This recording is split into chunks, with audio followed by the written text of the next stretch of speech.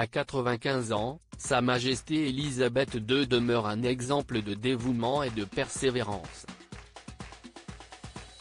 La preuve, ce mercredi 17 novembre, Rebecca English a annoncé une nouvelle qui pourrait bien calmer les esprits. Un nouveau communiqué cité par la correspondante royale du tabloïd britannique The Daily Mail informe que Son Altesse royale a assuré son premier engagement en personne depuis le 19 octobre 2021 dans le huis clos du château de Windsor. Elle a participé à une audience en tête-à-tête avec le général Sir Nicholas Carter, qui a récemment renoncé à sa nomination en tant que chef d'état-major de la défense. Une nouvelle qui ne pourra que rassurer le public d'outre-Manche puisque les autres engagements de la reine ont été virtuels. Sa Majesté Elisabeth II se porterait-elle mieux?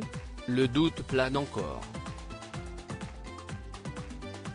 Le 20 octobre 2021, la monarque se voyait contrainte d'annuler un déplacement en Irlande du Nord en raison de soucis de santé.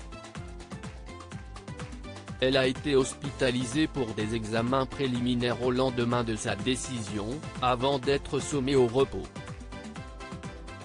Si les Britanniques ont fait preuve d'inquiétude, les membres de la famille royale ont tout fait pour rassurer le public, marquant que la souveraine se portait bien et restait de bonne humeur. Cependant, dans un communiqué rendu public le 11 novembre 2021, il était révélé qu'elle ne se rendrait pas au traditionnel service du dimanche du souvenir au cénotaphe de Westminster, en raison d'un mystérieux mal de dos. Un engagement qu'elle ne rate pourtant jamais. Sa Majesté Elisabeth II, aucun de nous ne peut ralentir la course du temps. Elle effectue donc un retour discret sur le devant de la scène. Ce n'est cependant pas sa première intervention médiatique de la semaine. En effet, ce mardi 16 novembre, Sa Majesté Elisabeth II s'est aussi exprimée à travers un communiqué lu par son fils Edward de Wessex ce mardi 16 novembre, lors de l'ouverture du 11e synode général de l'Église d'Angleterre. Il est difficile de croire que cela fait plus de 50 ans que le prince Philippe et moi avons assisté à la toute première réunion du synode général.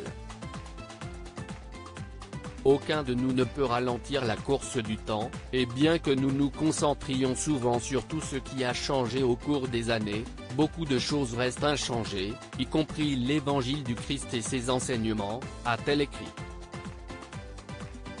La reine a également souhaité que son fils cadet transmette ses excuses sincères au public, craintif pour son état de santé 7 mois après avoir pleuré la mort du prince Philippe, pour son absence.